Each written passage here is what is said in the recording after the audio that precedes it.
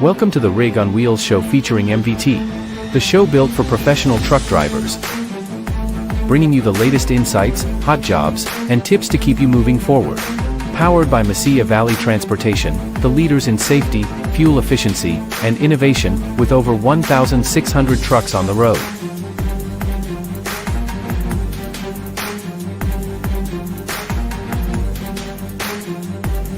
Let's hit the road together. This is the Rig on Wheels show featuring MVT. Happy Tuesday, everybody. So we got some good stuff for you all. Tenstreet is pulling some moves on its own in the truck and tech world, from politics to some platforms. This has been one bold week already, and it's only Tuesday. So we're going to unpack some stories that's shaping our trucking community, from the fuel, price hikes or whatever you want to call them. We want to definitely talk about that. It is Autism Awareness Month, Arabic Awareness Month, this month, Pride Month, when it comes to the Arabic Heritage Month. And I know Pierson has a lot to say when it comes to freight. So we're going to get this rolling. And again, I am Kameel E, the owner and host of the Rig on Wheels show, which is the #1 truck driver and recruitment show. And of course, we have Pierson. We are proud to have him here today. He's been off just having too much fun. So we've been having Josue in his place. But he is the VP of recruitment over there at Mesilla Valley. And each week, we bring you industry news, hot topics. So, we're going to talk about a little bit of tariffs. We're going to talk about, of course, the Tenstreet taking over with the DOT applications, and hot jobs and driver tips. So let's get it rolling. What you want to talk about first, diesel or what? Let's talk about the spot market. We're kind of in an interesting time, and I don't know that we're artificially inflated because everyone's trying to beat the tariffs that hit tomorrow. Us recording this on the 1st of April.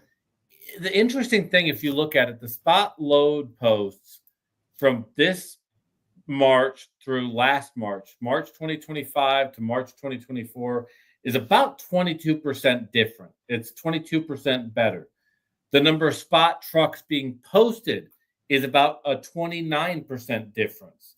So a lot of the peers I talked to at a number of these companies have been really optimistic about the back half of the month, but they are cautiously optimistic, as we don't know if there's a lot of people trying to push things through before the tariffs hit, or if it's more of a long-term positive note. We really don't know. As I will tell anybody, don't look at the stock market when you're trying to gauge the economy. The stock market and the overall economy are often mutually exclusive and are not equal to each other. The stock market does say consumer sentiment, but with that said, there's a lot of the stock market that doesn't bottom out because people like you and I have 401ks that inflate the numbers to quite an extent. So it's going to be one of the things. Now, BlackRock, who owns companies similar to Vanguard, they own a percentage of almost every S&P 500 company, are somewhat cautious about the economy. And so next week's going to be telling, as we talked about 2-3 weeks ago. April is going to be the tail of the tape on the spot market. If you look at it right now, if we go past the past week, we're sitting on dry van 202 a mile in the south central U.S., the southeast U.S., as well as the mid-Atlantic at 192, the west coast at 195, 217 for the Midwest and Great Plains states, and 183 up there in the Northeast. They've been holding steady, which has been weird. For the increase in freight, the spot market has not gone hog wild like you would expect it to. So again, cautiously optimistic is probably the word that I described. Most of the people at Match were discussing was that they were cautiously optimistic. We will see how it's impacted as we go into the tariffs. We'll see how people react to the tariffs. It doesn't mean you're going to see overnight things shoot up 25%. Your average car, as an example, probably goes up about 6 to 12% because the tariffs are on wholesale. So it's not a direct thing where your car goes up 25%. but there is an increase depending on how much of it is assembled outside the U.S. So a good example would be, let's say a Ford F-150. You should anticipate that you're going to see about a 10% increase on that car. That is scary for the automakers when you consider that they're already pricing themselves out of your general consumer. As of last month, the average vehicle costs $49,000. New vehicle, $49,000. The average household income is $56,000. Yeah. Now approaching that a car costs what the average household income is. When those two parallel, it becomes unviable, and it's why your average pickup truck or SUV sitting on the lot right now, 583 days. So when you take that, plus you combine it with a 6 to 12% increase, all these things are intertwined. So we're watching that spot market rate and going, let's wait till April. Before we overreact, let's wait to April and see what we see in April.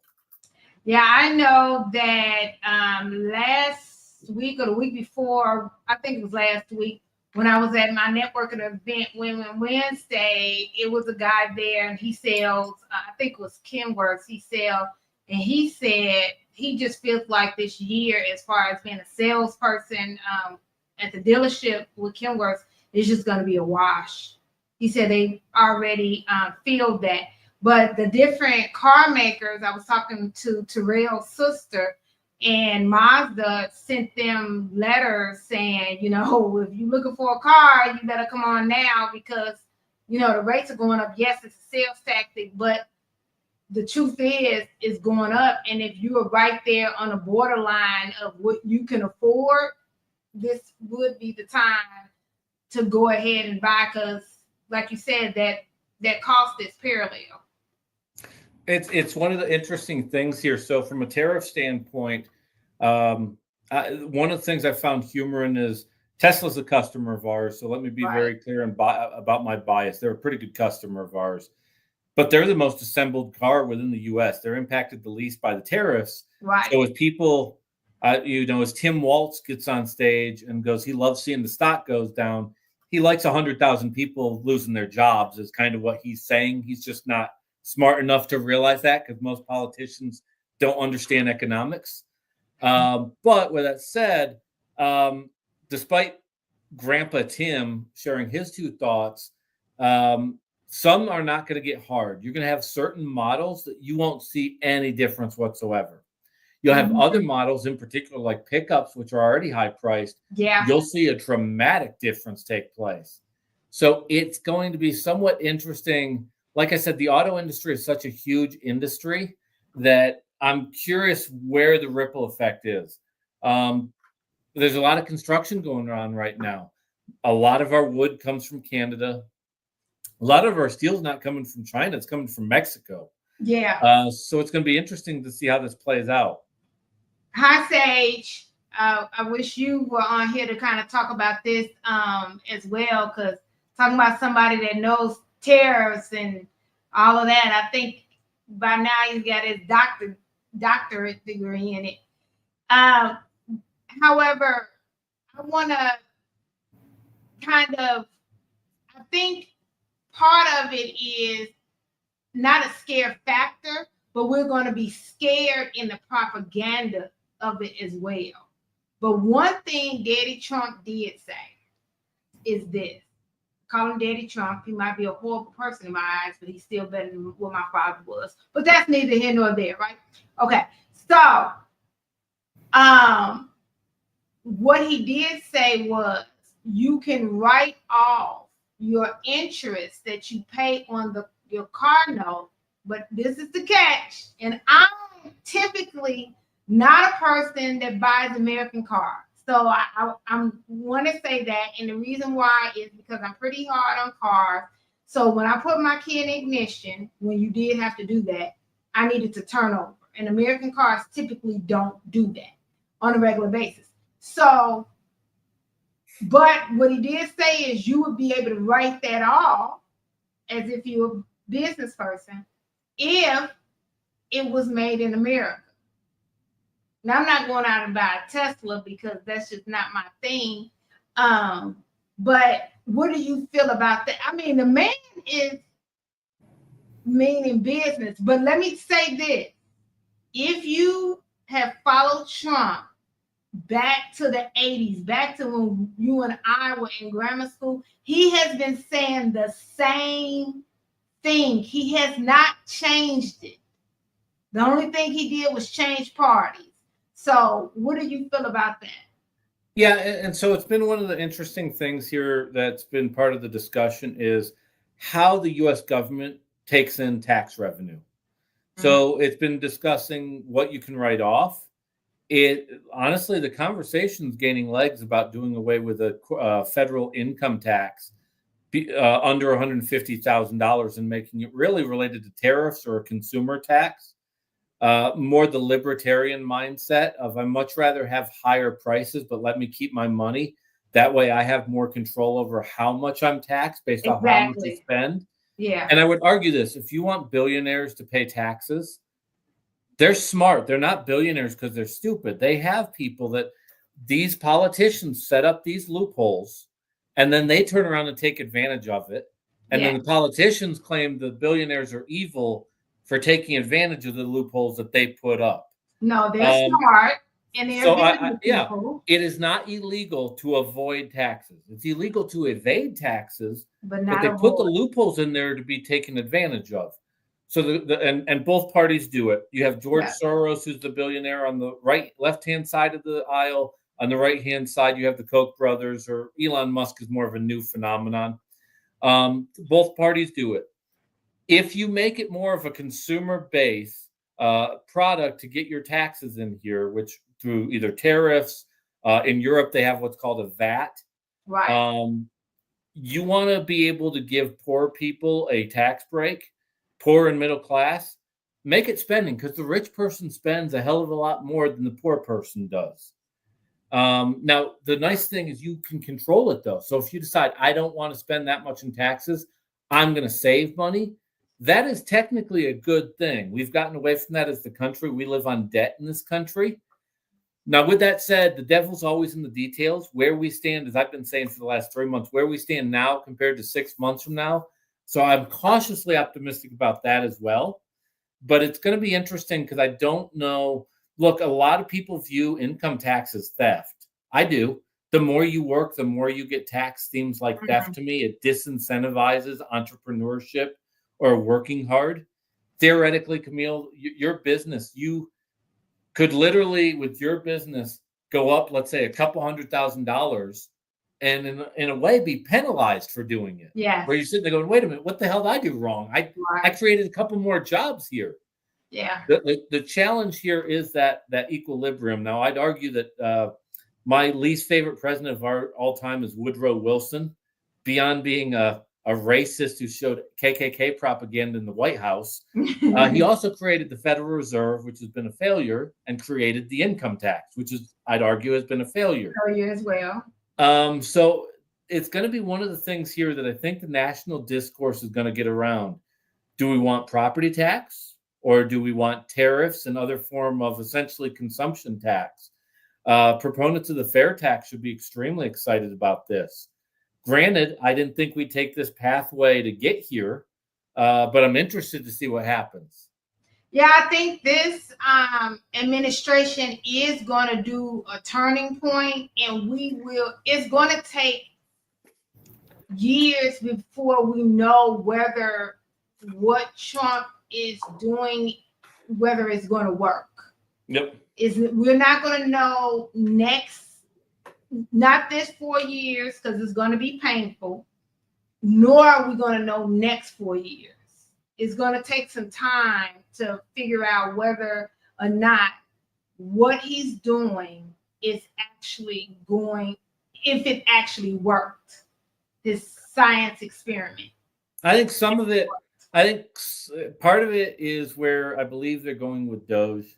I think some of the pain can be somewhat mitigated, even though short term it will cause some of the pain. Yeah. But as we talked about 2 weeks ago, we got 4 million people that are federal employees. That number has never gone down. Al Gore tried to do it. Jimmy Carter tried to do it. The number kept going up. Clinton tried to do it. Imagine telling a truck driver you have to come into the office. Truck drivers didn't get that luxury during COVID. They were working. So I don't know that a lot of these federal employees are going to get that much sympathy. I value people in public service, but I don't know that we need 4 million people to be public officials working in government at this point. So I think that will cause pain because there's some cities where they may have 30 to 50,000 employees in the city that if they were to go away, it'd be a big hit to their economy. Long term, I think it forces our economy to get more into the private sector, which tends to be better. It's going to be an interesting 6 months. I'm not sure how it plays out. I am somewhat optimistic. I think, look, Trump is extremely decisive. The people he hires are very decisive. The Democrats right now don't seem to be putting up much of a fight. A couple of the Democrats are now starting to use profanity in their speeches because they think it makes them look edgy. But there's no real fight coming from any of the Democrats. I was in Denver when AOC and Bernie Sanders spoke in front of 20,000 people they paid to bring in. And I wasn't impressed. And so I think this is going to go unabated for the next 4 years, and we'll see how it plays out. Yeah, the Democrats are doing that, and I'm not a Trump fan at all, but the Democrats are just being soft because they don't know how to fight him. I mean, the Republicans aren't being, the ones that don't like Trump are not being strong either because they don't know how to fight him. No, the Democrats are in a tough position. From a political standpoint, this is the problem with career politicians. From a political standpoint, if your goal is to stay in power, you want the U.S. to do badly because you can say, hey, look, we didn't do this. Right. And so that's the thing I keep in mind. Never fall in love. I don't care if you're a Trump supporter. I don't care if you love AOC. Like, literally never fall in love with a politician. We have people currently that are actively cheering on the U.S. economy to do bad because it behooves them 2 years from now when the next election cycle comes. And Republicans do it too. They did it under Obama. So this is not a Democrat thing. Let's be clear. The Democrats, when they were in power, had Republicans cheering the same stuff. We're going to spend 2 years of a whole lot of propaganda from both sides. And I think the midterms and the election in 2028 are going to be really unenjoyable if you're not in politics. Yeah, it is. But the thing about Trump is he's not doing a Republican thing. He's doing what he feel like is a business thing. He never really did a Republican thing, if you know politics. Yeah, he's not a Republican. He's not a Republican. People that feel like he's a Republican are people that don't know how to read. Now, I will say this. We get very... And this is where I tell people to remain calm. We get very much, we use a lot of words like racist, fascist, all this other stuff. Oligarch has been what the Democrats have been saying the past week, though I don't think they know what an oligarch is because they're not using the word correctly. None of those things are the case. You have two very different points of view that are wildly different. Neither party really fits into the traditional role of a Democrat or Republican right now. Not anymore. So we're currently in the process where the two parties kind of are realigning, which tends to happen every 40 years if you look at our country's history.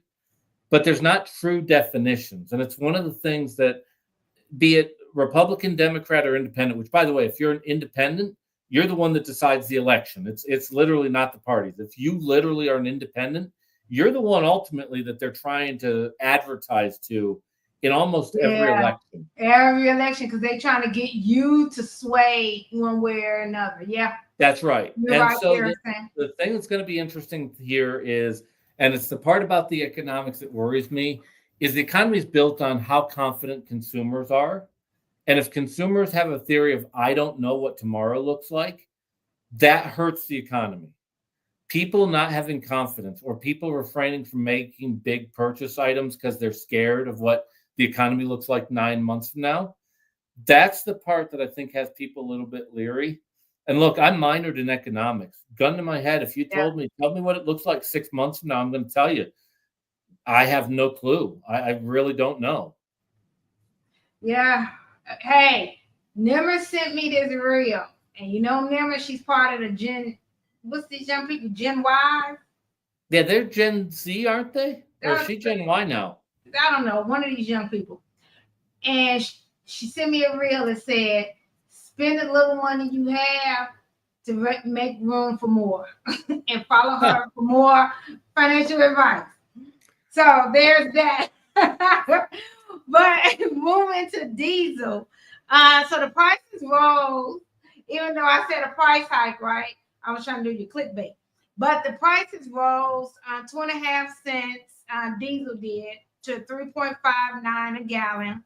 But it did increase for the second time, after 3 consecutive declines. I do like the increases.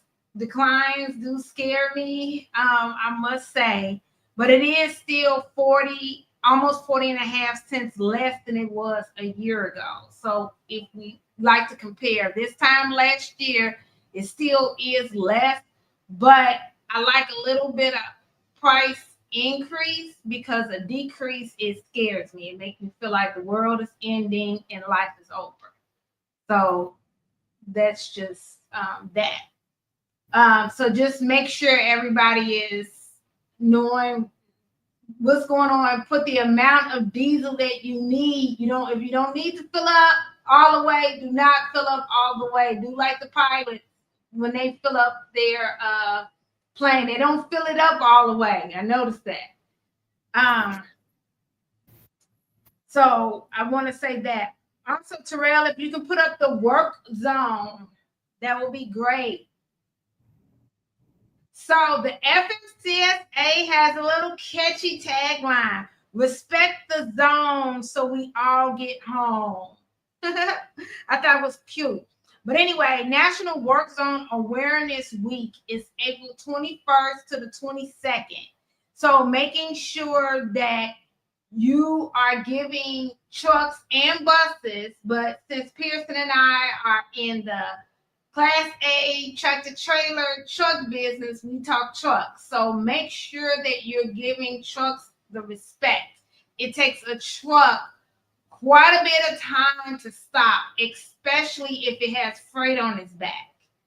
So they cannot stop on a dime, and if they do, they jackknife, and they can take a lot of people out, a lot of cars out. So you definitely want to make sure that you're giving an ample amount of room. Do not cut off any trucks. Do not cut off any buses.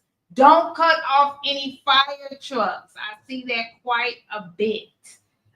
So don't do that. Make sure that everybody is spreading the word. I know Darcella will be putting that all on our social media and everything, because that is a big one. Again, Terrell, you can take it down now. Again, let me say this.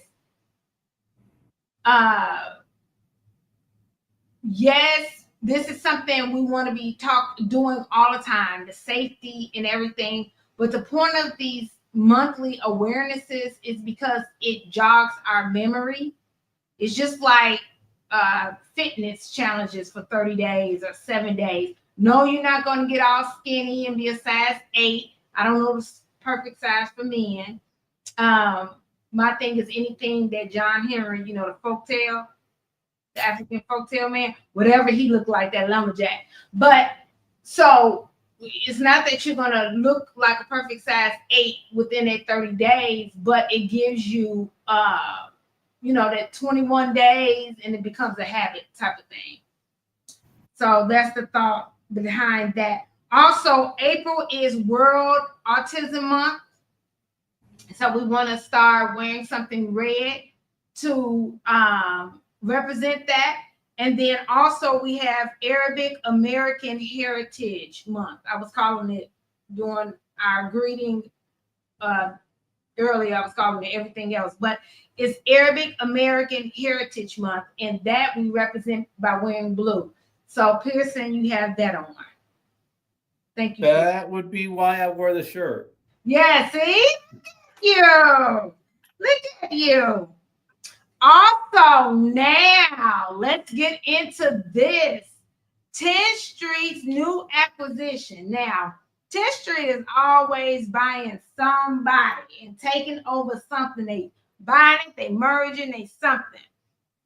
But Tim Crawford said, plain and simple, scale matters. So he believes in combining the audiences will bring value to all of us. Brent, which is the CEO of Driver Reach, says it'll boost overall productivity and everything. Remember last year, Tenstreet picked up Text Locate, which is driver recruiting, communication, onboarding, that type of thing. So what does that mean for carriers like MVT? They feel like it's going to be seamless integrations across platforms, potential better tracking and automation, because they feel like Driver Reach had better automation, and then wider driver reach in one system, possibly more dependency on Tenstreet's ecosystem, because Tenstreet has a great ecosystem. I mean, their dashboard is just wonderful. For drivers, it could either mean it could reduce friction in job hunt or introduce tech fatigue if it's not rolled out properly. So Tenstreet has the most brilliant minds known to man. But sometimes when you have the most brilliant minds, you have to make sure they dumb it down for people like us. I know that MVT will do well with it. My concern, I don't know about your concern, but my concern is now that Tenstreet is almost taken over, has taken over, what competitive edge do we have to say, okay, if you don't keep our rates this price, I'm going to Driver Reach? Yeah, so they do have, we do have the option of EBE, which primarily is in the operations wing of this industry, but they do have some applications within the recruitment wing of the industry. Mm-hmm. The question for Tenstreet is, do they think that they financially can squeeze more out of the turnip, or that they need to branch into the other sectors of the industry? Now, MVT is unique. We use Tenstreet not just for our driver recruitment, but for our overall hiring. So our HR department, literally, I filled out an application on Tenstreet to join MVT. Mm-hmm. That's somewhat unique, as most companies have a separation, and the HR will use a different functionality. Or an app or software, if you will. Right. I think the question is going to be, does Tenstreet decide they want to go and pursue other niches, or that they try to squeeze more out of the recruiting end? It's going to be a topic when they do the Tenstreet conference in early to mid-May in Vegas this year. It's probably going to be a hot topic that Tim Crawford's discussing. I know I'll be asking about it, is what the next 12 months looks like from a client standpoint. At the end of the day, I need to have a product that makes it easy for the driver to apply and get answers quickly. So as an example, last week we had a secret shopper go through our orientation, literally from beginning to end. They filled out an application. In this case, they dealt with a recruiter named Yasiel. They applied. They got into orientation. I'm wondering during that portion of the onboarding if that secret shopper, what we call undercover trucker, is going to go through a different experience 12 months from now than they went through this time this year. So I think a lot of questions have to be answered over the next 2 months leading into the Tenstreet conference. Good afternoon, Dre. He said good afternoon. Thanks for tuning in. Definitely. I am going to be front and center. That is for sure, because I am just, well, first of all, I want to know all the goods. Okay, this is just too good to be true. This just seems like a lot of good gossip, but also it just, I do think it's good. I'm glad that none of their account execs will be hitting me up anymore trying to bring me over to their side. I will say that. But I just want to know what it will change for the better. That's what I want to know. Like, so how is this going to help us, especially the third party people? Because all of us do something different. How we manage things are so different. So I want to know how this is going to work for us in that aspect. That's what I want to know. The hard part is Tenstreet has approximately 1,100 clients right now, and a whole bunch more that use the exchange, which is how we do VOEs or verification of employment between carriers. I don't know that they have that much growth ahead of them, doing currently what they presently do right now. So it makes me leery on price. That is my concern, is price. And when you eliminate price, you take away services so that you can eliminate the price. I'm concerned about that because as a trucking industry, it's conversations we've had with a number of shippers around the country, be it a one-man operation or companies with hundreds and hundreds of trucks. We've squeezed trucking companies like a lemon making lemonade over the past 2 years. The truck prices have still gone up. They've slowed down, and operating costs have still gone up. Tenstreet, on the grand scheme of things, I think is a minor cost for a trucking carrier. But as we look at something like that, my first inclination is that price goes up because what are you going to do about it? If price went up 25% on Tenstreet tomorrow, what are you going to do? I mean, you'll complain, but your alternatives are substantially more expensive and not as user-friendly based off of the experience that I've had. Yeah, fine. That concerns me a little bit. It wouldn't technically, as we discussed prior to coming on air, I don't know that you call it a monopoly because there's a whole bunch of people that do applicants in the trucking industry, but it's not for drivers. So we're going to see. I'm very fascinated when Tim Crawford speaks in Vegas, how boisterous the Q&A section is of the conference.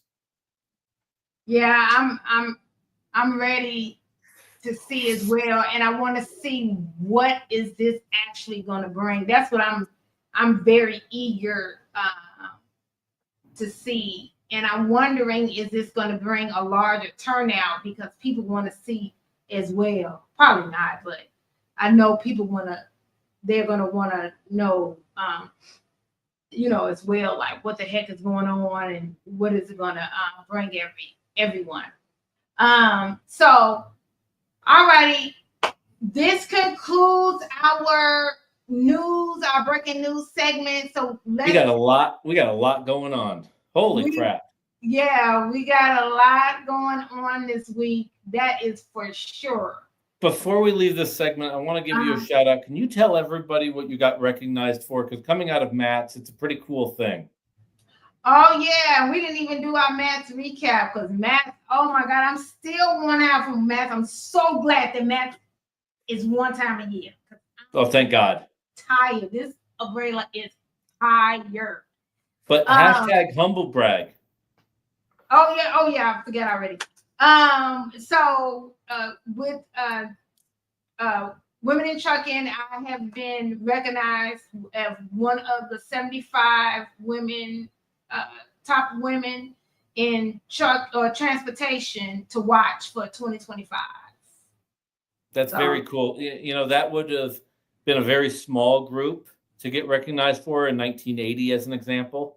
A lot of really strong leadership roles are filled by women in this industry, all the way up to, I think, Sharp Transportation, all the way to their CEO, and she's unbelievably intelligent. Really excited to hear that, though. Kudos. I appreciate the fact that you got the nod of the cap, if you will, with all that you do. And like I said, nothing wrong with a little humble brag and self-promotion. Share it and shout it from the rooftops. Yeah, thank you. And thank you, Legacy Chucker. He said, awesome, so proud of you. His name is, I recognize the face there. That's Orlandis. And I recognize his face. I got on my readers. I don't know. My eyes are tired today. But I don't know, Legacy Trucker. I like that name though. That sounds like a 1990s WWF wrestler, Legacy Trucker. you would say that. Yeah. You would say that as a former wrestler. Yeah, you definitely would say that.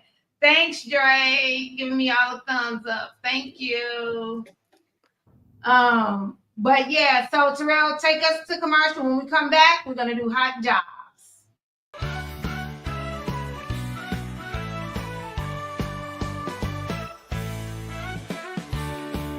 I feel very, very excited about my achievement. I'm very proud of giving to the company the legacy of the Sandoval family. I'm very proud, very excited. So you can see it on my face. So very excited. Well, you know, it's been a big passion of ours to get fuel mileage and to be the best. And my goal was to get all the drivers wanting to do it. It'd be one thing if I have 5 drivers kind of get fuel mileage, that's great. But what's that doing for the environment? What's that doing for the company? So by creating the game where he or she with the best fuel mileage at the end of the quarter gets a car, it makes a lot of the people want to do it. So the idea is to get more and more people trying to get the, I mean, we create the best truck we can get. I make a truck that's easy rolling, less parasitic drag, very aerodynamic, and then I got to get in the head of this gentleman and the other people driving and make them want to drive it that way. Or you can drive the car easy. I always say if you treat it like it's about to break, it never will. Treat a truck like a beautiful woman, gently caress it nice and caress it gently and make it last. Makes the truck last, makes you last. And the safety, like, and he said, patience. Patience is everything.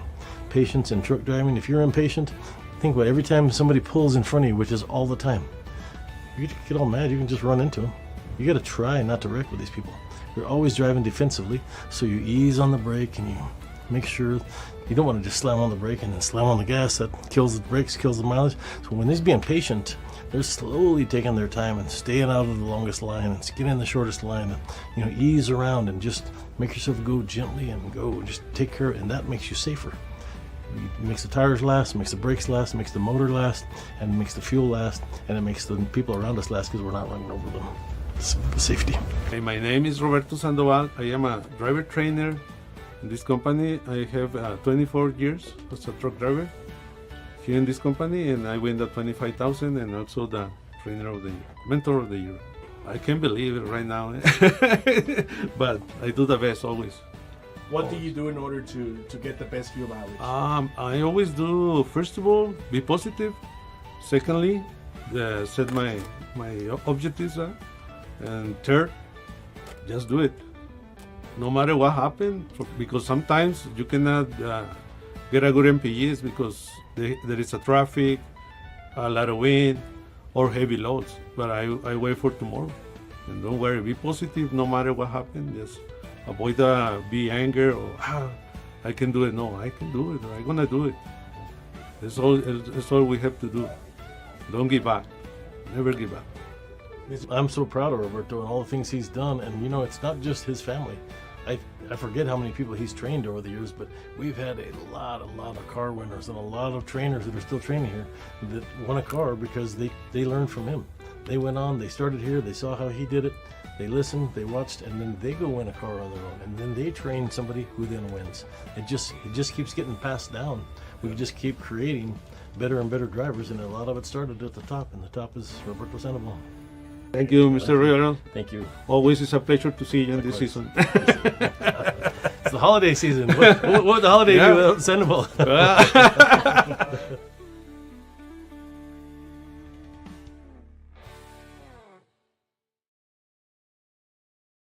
I know I say this every time, but that's my part right there where Royal Jones think he's talking about the holiday season and Sandoval is talking about the season of me getting his money. But I love it that how MVT recognizes their professional drivers, and instead of only recognizing driver appreciation just in September, and we know that driver appreciation for the industry is in September because We're Gonna Wheels Faces of the Road tells us, the calendar tells us that it's in September. But we're gonna MVT doesn't just recognize it in September, it's quarterly. So, you know, that's great. And then can you tell us about how Sandoval wins the extra money sometimes? Humble patience. He is a great trainer or mentor of about 12 other drivers that have also won the vehicle. But I can tell you that Roberto is extremely calculated. He is a positive individual who, when he's on the road, is not in a race. And as much as we try to run as many miles in a day as a collective fleet, it's understanding the war compared to the battle. A lot of times you will try and have a big day and run as many miles in a day. You're in a war, though. You're not fighting one battle. You have to be able to fight the next day and the next and the next. And being able to stay positive, encouraging others around you to be positive. You know, life is about a mindset. And if you want to be successful, you need to believe that you can be successful, first off and foremost. And then B, maintain a positive attitude and be receptive. And 3, be receptive to improving. I promise you, Roberto Sandoval has this industry figured out as in terms of being a driver, but he's constantly learning, constantly asking questions. Why do we do this? What's going on with the equipment? We have a bunch of new trucks coming into the fleet right now, about 100 of them. And I can promise you, he's one of the big voices asking questions on it. So he is successful here and has won the Driver of the Year award 5 times. It's not luck. It is absolutely not luck. I don't want anyone to think that, oh, he's part of some clique or he knows the owner real well. He proves himself every single day. And now we have a lot of drivers. We have a driver that you and I talked about named Luther about 2 weeks ago that's now 91 years old on the fleet, still learning as though it's its first year in the industry. We have a number of other folks, both with a couple months of experience all the way to 50 years of experience, that are constantly professional and constantly trying to get better. Roberto Sandoval is just a great representation of that. Shout out to MVT for not discriminating with the driver that's over 90 years old. I just want to say that. Yeah, let me be clear. When you see a company that has an age criteria, that's an EOC violation. Let me be real clear on that fact. Insurance, and this is one of the things that we spoke a lot on this show, insurance doesn't mind that qualification standard because insurance doesn't have any liability in that standard. I can tell you that I've seen people that and not all ages created the same. We just got done with an election that we had that conversation. One man's 65 is another man's 90. There is not a criteria by that. That's why carriers ask, do you have a DOT medical, maybe even a long form medical? That's what it's for, is to have a professional determine, are you physically up to doing the job? I am not a doctor. I don't claim to be one on TV. And I will argue, Luther, who's 91 years old, just recently had a birthday. He outdrives a lot of people in their 20s. I'm just going to throw that out there. The people in their 20s might not like that when I envision who I'm talking about. But Luther's a stud on the road, extremely detailed, methodical, and takes a lot of pride in what he does. And I don't think he'd know how to retire. It's a reel of a lady. I'm gonna have to send it to Terrell next time I see it. But she's an older lady and she's out there driving, and it shows, you know, how she closes her trailer door and all of that type of stuff. So I'm like, this is great. So the next time I'm gonna have to send it to Terrell so we can kind of see it on the show as well. Oh, absolutely. Yeah. But let's go ahead and jump into the hot jobs. All right, hot jobs. We got 4 opportunities I want to share with you today. First is Division 150. 150 is our South Central and Southeast Regional Division. A lot of engineered lanes, a lot of direct customers, contracted freight that we run in these divisions. Home weekly, good pay anywhere between $1,400 to $1,600 a week. Currently, we're hiring out of DFW, El Paso, Texas, and the Houston metro area. Exciting opportunities there. So be sure to keep an eye out for Division 150 if you live in one of those 3 markets, and enjoy those running lanes. Let's go to the next one. Division 220. This is our Mountain West driving division. This is where the big boys come to play, so to speak. anywhere between $1,500 to $2,000 a week. We have people making six figures in this division. You do got to run the Western U.S. and the challenges that come with it, but the pay more than makes up for it. Currently looking for drivers in Albuquerque, Portland, Salt Lake City, as well as Phoenix. Real big opportunities for us out of Phoenix in particular. We tend to have about 30 individuals for this division based in Phoenix, looking to add another 10 to 15 more. So Phoenix is the hot spot in that division, though we will look at other locations.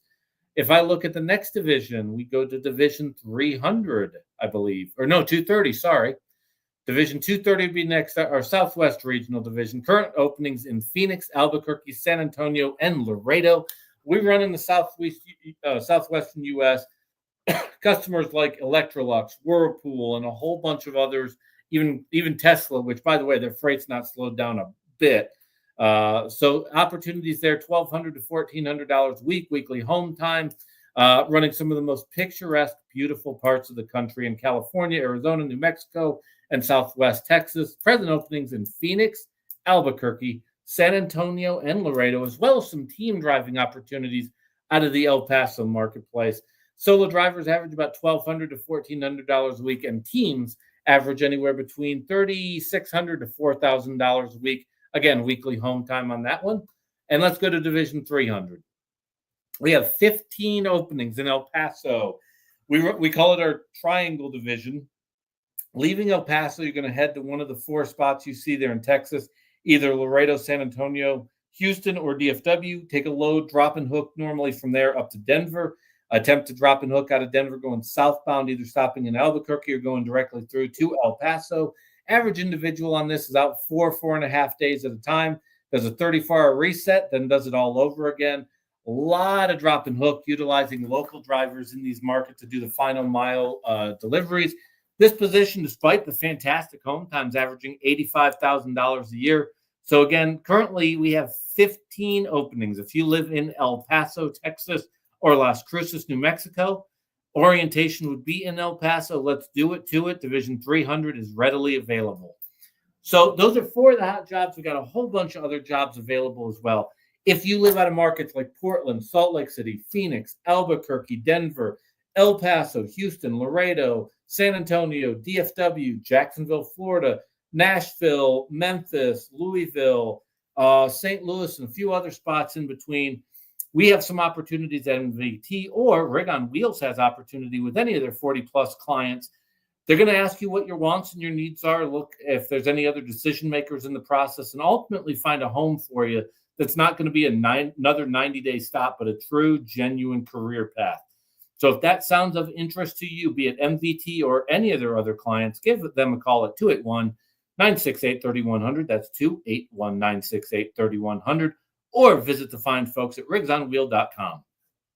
Yeah, definitely. Or when you go to the website, it is going to be a tab that says driver application. You click on that, and there's a Tenstreet Intella app, like we was talking about Tenstreet earlier today.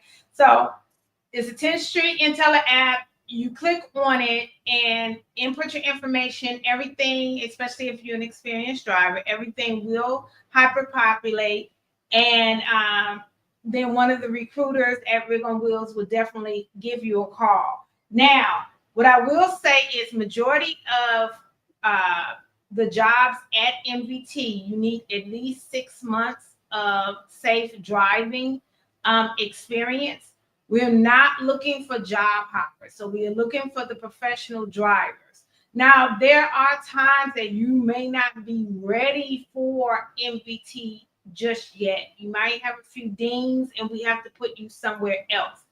That is okay. We'll put those notes down, put you somewhere else until you get to the point that you are ready, and then input your application. That is considered like a career path. Think of it like when you're going to school and career path, career advisors. That's literally what we are. Our goal is not to just be your recruiter for one time, but your recruiter for lifetime.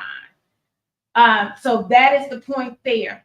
Now, if let's say you live in a different area, you live in Connecticut, Massachusetts, somewhere else Illinois, somewhere outside of the area that MVT actually recruits or hires in, that's fine. We do have over 40 other companies that we recruit for. So go ahead and give us a call at 281-968-3100. If you don't get us, leave a message or we'll see the missed call and give you a call back.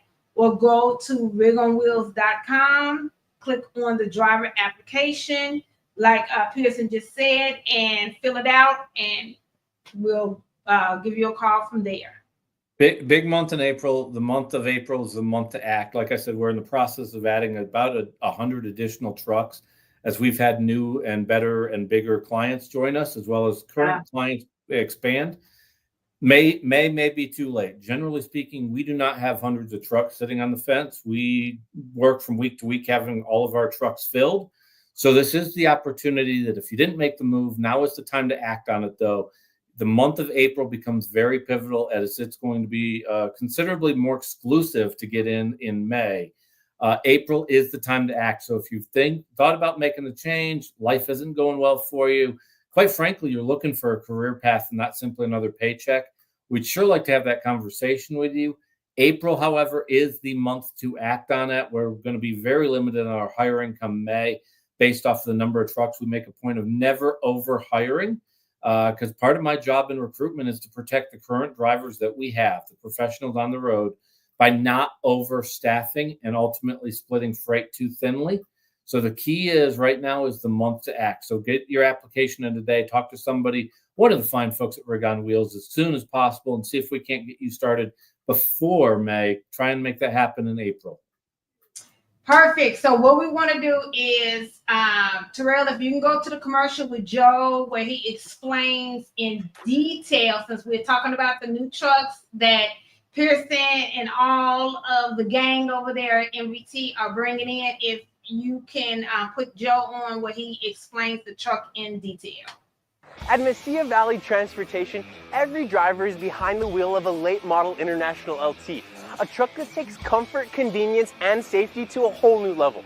Join us as we explore the impressive features of this powerhouse on wheels. The open road is full of surprises, and sometimes that includes unexpected encounters with wildlife. But worry not, the International LT has you covered. The front end protection guard offers an extra layer of defense, protecting you from animal strikes. Drive with confidence, knowing that you're shielded from the unexpected. We all know how important it is to keep our batteries charged, and our International LTs have your back. The Cummins X15 is equipped with an auto start featuring, ensuring that your batteries are automatically recharged when they run low on volts. It's a seamless process that keeps you powered up and ready to hit the road. Disc brakes and an engine brake provide reliable and safe stopping power when you need it most. You can have peace of mind knowing that you're in control. Safety is at the forefront of what we do. Our International LTs are equipped with top-of-the-line safety features to ensure your well-being while out on the road. These tractors are equipped with Bendix fusion protection, collision mitigation, and lane departure warning. Achieving good fuel efficiency deserves recognition. With the International LT, your efforts don't go unnoticed. When you consistently achieve impressive miles per gallon, the International LT rewards you with increased speed. It's a little extra motivation to keep you pushing for better fuel economy. After a long drive, you're ready for a well-deserved break. With the International LT, you can enjoy your rest period in absolute comfort. Thanks to its auxiliary power unit, you can keep the driver's cabin heated or cooled just the way you like it. No matter the weather outside, you'll always find your sweet spot within our International LTs. The International LT understands that comfort extends beyond driving. It's a space where you can truly feel at home. I'm a big guy, and I have room to move around in here. With plenty of room to spare, the International LT accommodates even the tallest drivers. And there's ample storage for all your clothes, cooking essentials, and tools, making life on the road even more convenient. Speaking of cooking, bring along your appliances and don't sacrifice any luxuries thanks to all of our International LTs being equipped with built-in inverters. Dry your hair, make a smoothie, or play a game, all from the comfort of your truck. We take pride in our well-maintained fleet, and if by chance you do come across something wrong on your truck, you're never far from help thanks to our valuable relationship with Penske. With more than 750 brick-and-mortar Penske shops nationwide, their expert team is always ready to assist you. From routine maintenance to unexpected repairs, they'll get you taken care of and back on the road in no time. And there you have it. Just a few things about this late model International LT that make MVT the place to be. Yes, I love when Joe is talking about the Blue Bees. And more importantly, when I was driving back from Kentucky to Atlanta, long story, because I was on a standby flight and couldn't get on my flight that I was supposed to get on in Louisville because, Terrell said that's showing the web. He might be a little biased. But I was supposed to get on my flight in Louisville, but I did not know that they were on spring break. So I hitched a ride with some other people. Don't worry, I did know the people. They're part of a trucking association I'm a part of. Anyway, not the point. So I went to Atlanta. But while I was going to Atlanta, driving through Tennessee, I saw MVT trucks. That's what I wanted to tell you. And it was just with such great pride that I knew that the drivers in those trucks were comfortable, But I do want to point this out, that there was a time that I would not have been as proud in prior years. But now I proudly say that Rig on Wheels recruits for MVT with my chest poked out. I can honestly say that. Honestly say that Rig on Wheels is a premium company. So when a driver says, "Oh, I don't want to work for MVT," why? Because they won't take you. That's my attitude behind it, because that's literally what it is now. If you don't want to work for MVT, it's typically because they don't want to take you. But instead of dealing with my glass half empty attitude, you go ahead and talk about the Blue Bees. Yeah. Two things. That's a lot of pressure from Terrell here. I feel like we need to end the show because of that. With the winning numbers are 2, 7, 13, like they're supposed to be a giveaway. Yeah. Terrell's putting the pressure on us. We got great equipment. All late model, averaging about 1.5 years in age. Really spec'd out for teams. They are made for teams. They're comfortable, 71-inch sleeper berth. So you're not dealing with anything that's a mid-roof, literally double bunked. The APU gives you the ability to plug in anything you could think of. We have people on the road that I've seen it in their trucks, got big screen TVs and gaming systems for their time off. You are comfortable while you're in the truck. Though we have outward facing cameras, we have privacy so that with the truck, you have privacy when you sleep. It's AI featured, so it's only recording when there's an event. And I always point that out. Cameras on a truck are an asset to a driver. A lot of drivers get very trepidatious about it, and I understand you don't want Big Brother on the road. Ours are AI generated, meaning I don't have the physical ability to ever stare at you and see what you're doing in the truck, nor quite frankly would I want that ability, because it's a little stalkerish. The second part of that equation is we want to protect your driving record. We are mutually interested in you having the best driving record possible. And normally, if we go into court, God forbid, drivers are viewed differently. We're held to a different standard because of the industry that we're in, and we're not driving casually. It is a profession. Those video cameras ultimately protect you, the company. We both are aligned in wanting to make sure that you're as safe on the road as possible and protected from the lawyers on the road, like the strong arm, the jackhammer, any of the other blood-sucking incubus that you've seen poaching off of trucking companies. We want to make sure that you're protected. So the truck is fully loaded from top to bottom, and you'll find it's not just the equipment. It's a knowledgeable, experienced dispatch team that works with you specifically. It's a department called Driver Services that's ultimately working with you on your long-term career path. And it's a leadership team that's really CDL based. Royal Jones is really a trucker that decided 42 years ago to start a trucking company with 5 trucks. Here we are, almost 2,000 drivers later and 42 years of history under the books. And so he's very passionate about it, and he hires other people that are passionate about it. So by all means, join our team if you're interested in MVT or any of the things that we do here, any of the divisions, locations, or any of the specifics. be sure to give Raven or Nimmer or anybody over there a call at 281-968-3100. That's 281-968-3100. And let's find that next home for you. Absolutely. And until next time, guys, we want you all to definitely be blessed, be safe on the road, and stay prayed up. And also watch your distance. Watch your distance, okay? So see you next time, Tuesday at 3 p.m. Central Standard. Bye-bye.